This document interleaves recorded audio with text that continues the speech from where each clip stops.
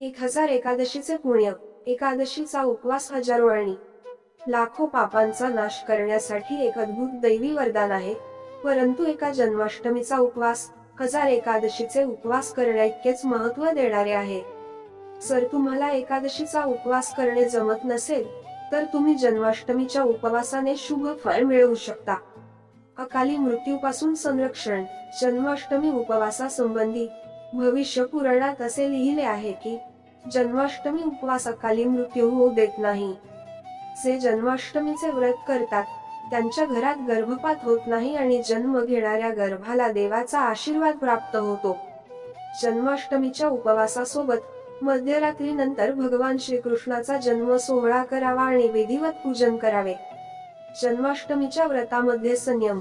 एकादशीला जो संयम ठेवला जातो त्यापेक्षा अधिक संयम जन्माष्टमीच्या उपवासात पाळला पाहिजे.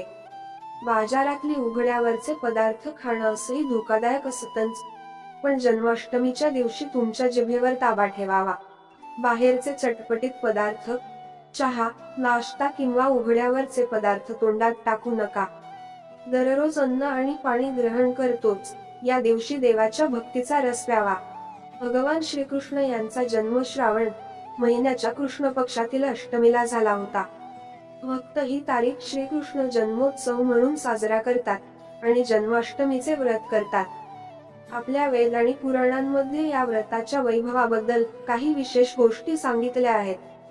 ब्रह्मवैवर्त पुराणात सांगण्यात आले आहे की श्रीकृष्ण जन्माष्टमीचे व्रत करणाऱ्या भारतवर्षात राहणारी व्यक्ती 100 जन्मांच्या पापांपासून मुक्त होते.